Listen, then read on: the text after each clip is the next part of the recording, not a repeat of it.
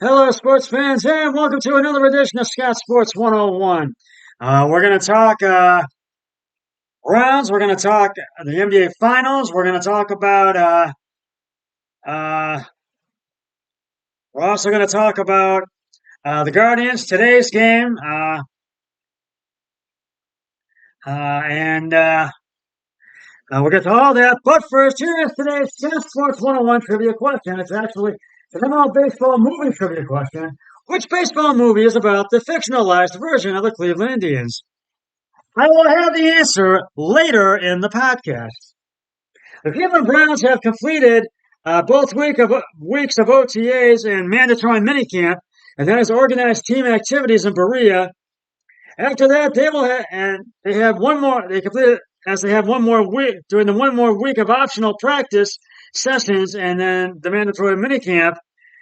Things are things ran at 75% during the first week of OTAs. These sessions are focused on installing the offense and defense. The coaches hope to get a set precedent, uh, precedent, uh, excuse me, for now. They expect the team to practice when things get ramped up. Head coach Kevin Stefanski said his had his new coordinators, Jim Schwartz, defense, and Ray Bubba Ventrone, special teams out on the grass, engaging their players. They took advantage of teaching moments and uh, uh, instilled the nuances of how they want to see things done. The Browns got and had a terrific week of weather, and with plenty of new faces, optimism is high. Deshaun Watson worked with Stefanski and the offensive staff as they are putting in an offense in 2023. Watson has a new group of weapons to throw to, along with the already formidable group. Excuse me. He threw to last season. Watson continues to work on timing and rhythm with his pass catchers. Watson and company got a jump start on their chemistry building a couple of weeks ago when he took 16 offensive players to Puerto Rico for scenic workouts.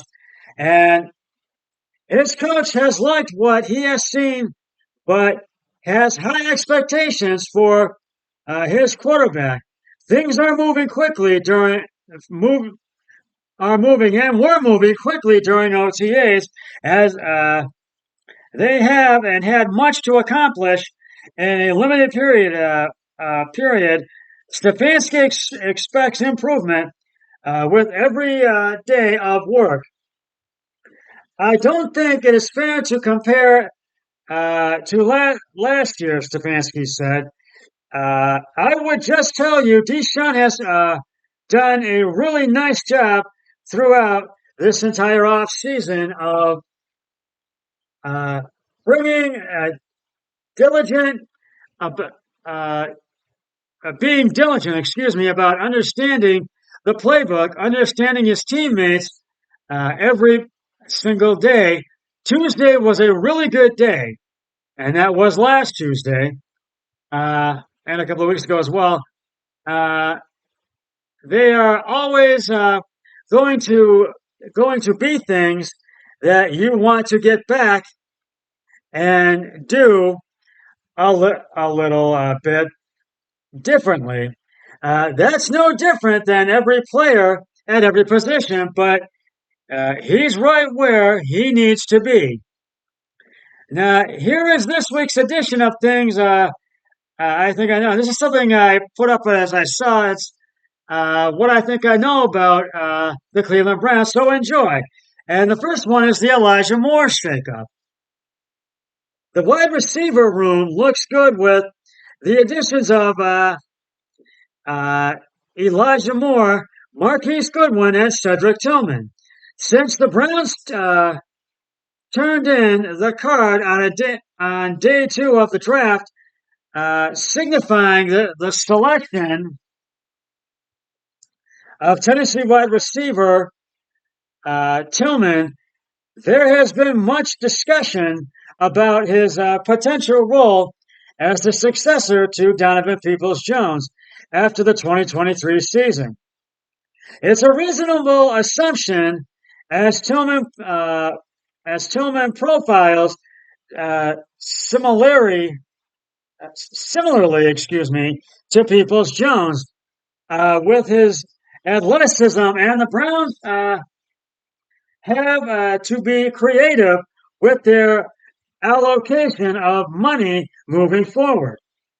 If Tillman can fill a role effectively, then in 2024 the team could avoid paying DPJ what looks to be a costly extension, maybe in the $10 to $12 million per year range. It's a good concept, but it is, but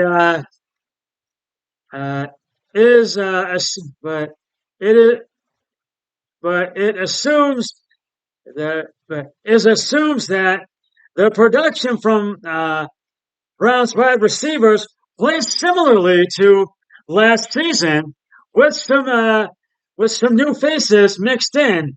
It would mean Cooper being your number one in production.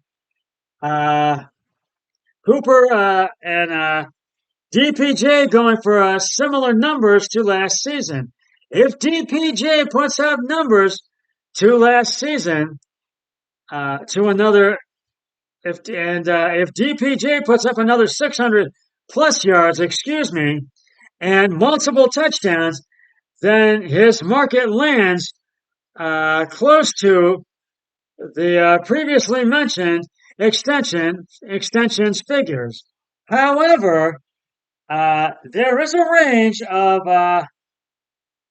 different outcomes for the Browns offense this season, and I believe we will see a significant shakeup in production. And the reason for the shakeup, Elijah Moore, and I can agree with some of this, because I think the Browns are going to have a better record this year. And I do believe that will make the playoffs, and that the Browns will make a playoff and Super Bowl run. And so we will have to see, because they're on a break right now until training camp begins in mid to end of July. And now we're going to move on to the reason for the Moore's film looks excellent and brings a missing element to the Browns offense. I think Moore surges the scene in Cleveland, becoming one of Watson's targets. He has the ability to get himself open with high frequency, and Watson will find him often and for big plays. I have Moore going for over 800 yards and scoring at least 5 touchdowns. His performance in 2023 will displace some of the other wide receiver production. How the catches and yardage shift with Moore having a big season could complicate the Browns' decision on DPJ's future. There is a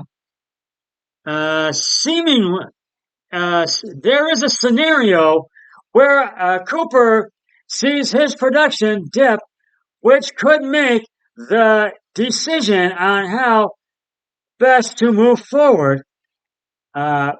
Personnel up.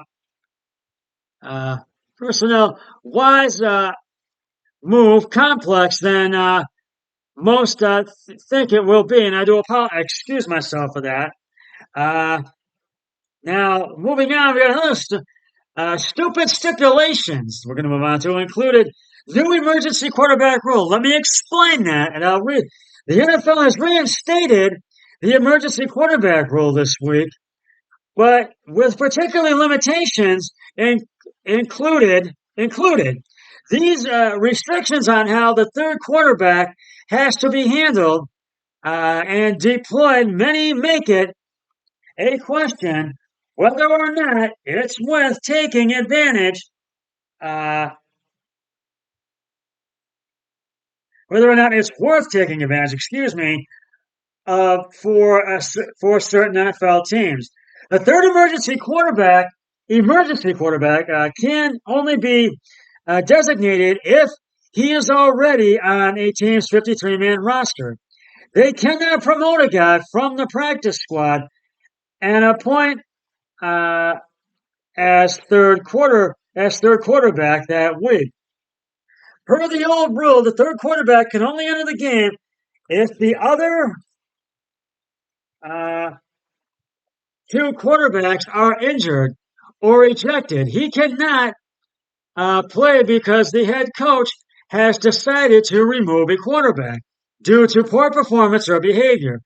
If any two injured quarterbacks uh, gets uh, gets cleared to play again, the third emergency quarterback must be withdrawn from the game and not allowed to play quarterback or any other he is only allowed to play or any other position.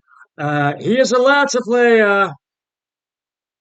only allowed to play again if uh, if another third quarterback situation arises. Uh, I feel this is stupid and defeats the purpose of the rule. Some teams will not want to designate a spot on the 53-man roster to a third quarterback. Why can't a team use a practice squad quarterback as their emergency guy? The spirit of the third rule should be to make sure we never get a repeat of the NFC Championship game. This means not forcing teams to take another position player off the 53-man roster. Even more perplexing, why are there stipulations on when the third quarterback can be used? Why does the NFL care if a team wants to play their third quarterback? Because their starter got dinged hypothetically and the backup is struggling. Uh, it should be up to the team to manage their quarterback situation. And what if the emergency quarterback gets hot, and then one of the other two quarterbacks gets cleared to play? Why would they have to remove the player from the game? From the game, what is the reason? NFL, make it make sense, and I agree with that. And I really feel they need to really work on this because a lot of a lot of fans agree with me on this. A lot agree with me and the media on this. But I feel this needs to be really worked on. But they really installated this, and I don't think any changes are going to be made anytime soon. So we're just going to have to live with it. Now, moving on to other Browns news. Cleveland police are investigating after several Browns players were robbed at gunpoint downtown last Monday, or actually last Sunday, excuse me, Saturday and Sunday. Uh, the Browns have identified the players as cornerback Greg Newsome II and offensive tackle Perrion Winfrey. According to the Cleveland police report, Newsome told officers he had left Rumor Bar Lounge on West 6th Street with another person around 2:15 a.m. on Monday, June 5th, and so it was Sunday and Monday, excuse me, and drove to Filter Bar and Lounge in the 700 block of West Superior Avenue. Newsome stated that they parked their 2022 Ram truck in the parking lot next to Filter and went into the bar. Newsome told police when they went back to the truck around 3:30 a.m., six smashed men, six masked men, excuse me, jumped out of an unknown car and robbed them at gunpoint. Uh, Before driving off in the truck, the suspects also stole some jewelry. Newsom stated nobody was injured. Cleveland police are also investigating the theft of Cleveland Browns player's vehicle from the parking garage in the at the May Inn 200 block of Euclid Avenue. Officers responded to the garage around 8 a.m. Sunday, June 4th, when the owners realized their vehicles were gone. One of the vehicles was a 2023 Dodge Durango Hellcat, excuse me. It belongs to Cleveland Browns player Demetric Felton. According to the police report, security showed suspects driving into the garage around 4:50 a.m., taking a parking ticket and driving around the garage. Once the suspects saw the Hellcat, they broke into the vehicle and drove away in it. Before leaving the garage, the suspects also stole a Dodge Challenger, according to the police report. Police said there were no arrests in either incident. And I'll keep you updated on this developing story. But I am just glad that those Browns players are okay. And we will get to the NBA finals and the NBA and the Guardians in just a moment. Right now, it's time to reveal the answer to today's Scott Sports 101 trivia question. That's a Major League Baseball movie trivia question. Which baseball movie is about the fictionalized version of the Cleveland Indians? And if you said Major League, you are correct. In Major League, a former Las Vegas showgirl inherits the Cleveland Indians from her deceased husband and tries to relocate the team to Miami. I will have another trivia question on my next podcast, so stay tuned for that. Now moving on to the NBA Finals. We'll start with Thursday's Game 3. I'll recap that.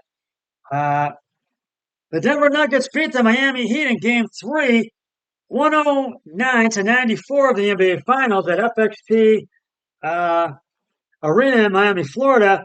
Nikola Jokic made NBA Finals history with 35 points, 21 rebounds, and 10 assists. And making him the first player in NBA Finals history to post a 30, 20, and 10 stat line. And he shot 12 of 21 from the field and 7 of 8 from the free throw line. And secondary star Jamal Murray pitched in a good effort as well, pitched in a good bit as well, with 34 points, 10 rebounds, and 10 assists. And they both had triple doubles in this game as well. And so that's when Miami was up 2-1. And last night, the Denver Nuggets once again beat the Miami Heat. The Miami Heat were not able to not able to tie it up and not able to avoid going down 3-1. As Denver now leads the series 3-1. And it was a 108-95 victory over the Miami Heat for the Denver Nuggets.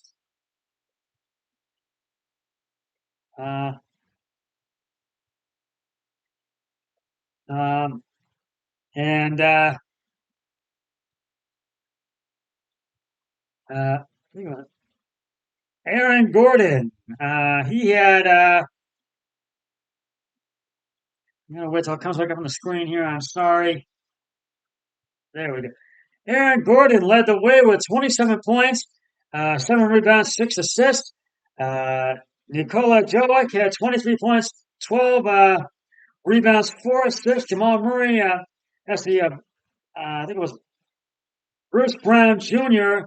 He was right behind Aaron Gordon with 21 points. He had 21 points, 4 rebounds, 2 assists. Jamal Murray had 15 points, 3 rebounds, and 12 assists. And Denver led, Denver led by 21 to 20 at the end of the first quarter. And then that was the only, and then Denver led 51 by 4 at halftime. And then after the third quarter, Denver led uh,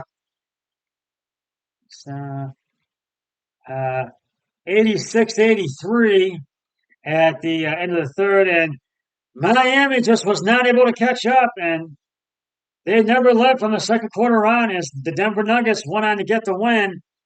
And so they go up 3-1 as they go up 3-1 in the best of 7 series. And right now, that puts Miami in a must-win situation for Game 5 on Monday. And so Miami will have to do it, and then tip-off is at 8:30 on Monday on ABC. And now we will get to the Guardians as we will do the Guardians right now as they lost to the 2-game win streak got snapped as the Guardians lose to the Houston Astros today. After winning 10-9 last night, they lose 6-4 tonight as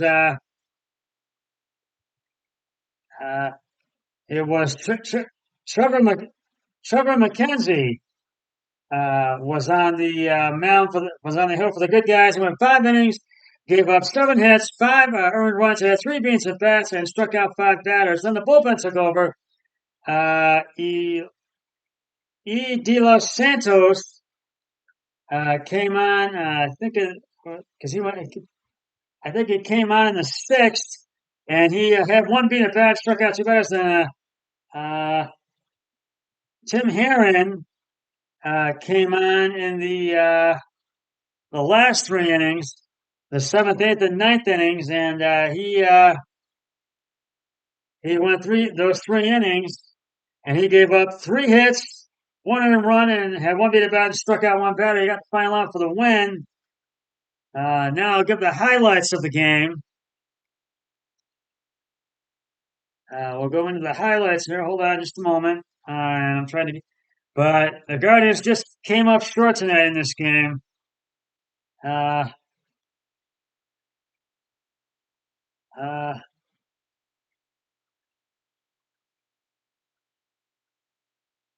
the top of the first, Jose Alberto homers on a line drive to center fielder Alex Bregman scores, and it was center fielder Alex Bregman scores, and it was 3-0 Houston. It was a 3-run homer, and then in the top of the fourth, Jake Myers had a doubles on a line drive to left fielder Steve McQuan. Corey Joke scores. It was 4-1. Cleveland has scored in their first, in the bottom of the fourth. Excuse me. Jake Bell strikes out swinging.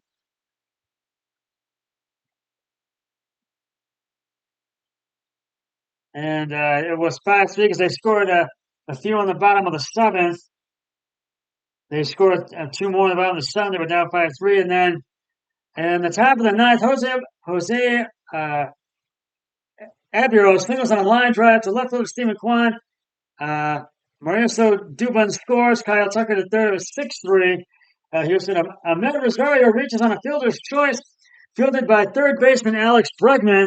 Steve McQuan to third. Steve McQuan advances to third on the throwing error by third baseman Alex Bregman.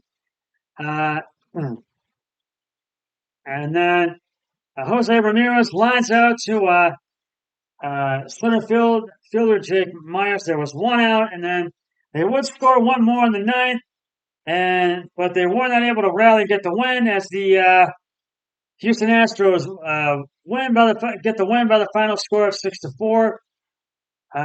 It was who had GP France got the win. He goes to 2-1. McKenzie takes a loss. He goes to 0-1, still looking for his first win. And it was Ryan Presley who got the save, who got his 12th save. And the Guardians now fall to 30 and 34, still in second place in the ALCS. They'll play the finale of the. They will play the finale game of the series. They'll try to take 2 out of 3 tomorrow at 1:40 before at 1:40 and I'm going to give you the pitching matchup right now, and that'll be a Progressive Field. And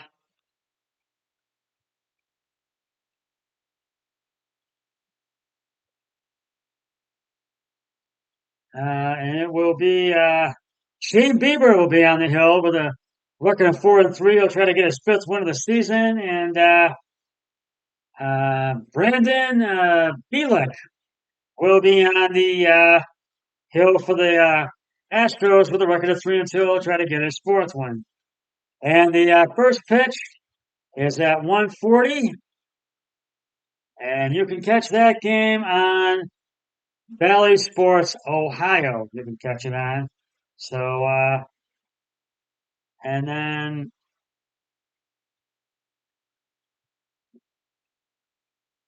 and then after that game, they will have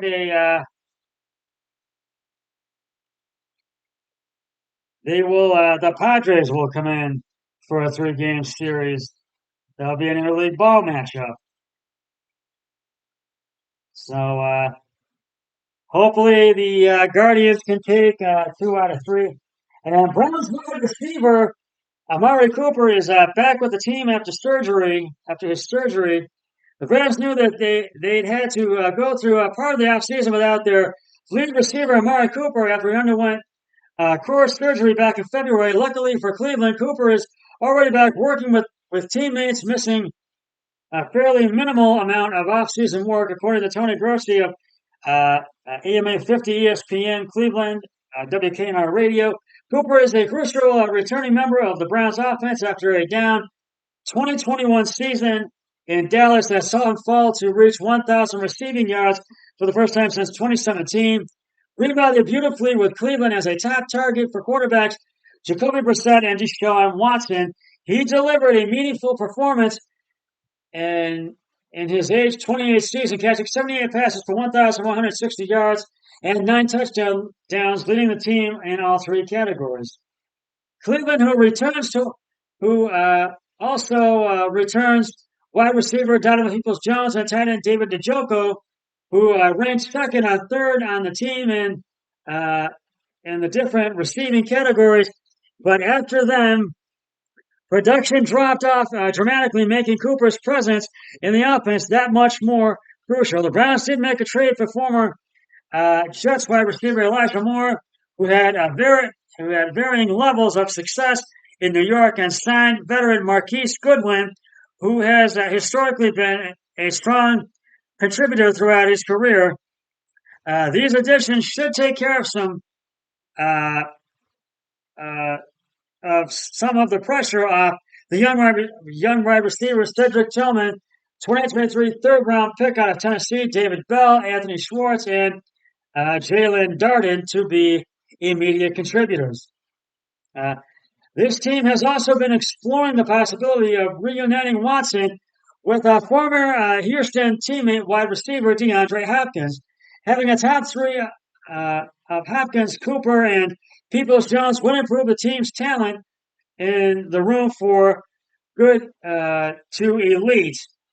The addition of Hopkins has been dimmed, unlikely, but it's still apparently on the table.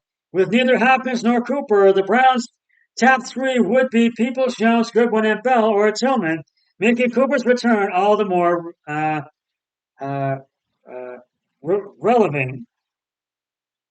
Regardless, Cooper is back with plenty of time to get back in shape for the regular season. He'll be working to get healthy, fully healthy, while continuing to build his uh, rapport with Watson in preparation for a full season of Watson behind center. So I really think this is good that the Browns got Cooper back, and we'll hopefully get some good production out of everybody this upcoming season.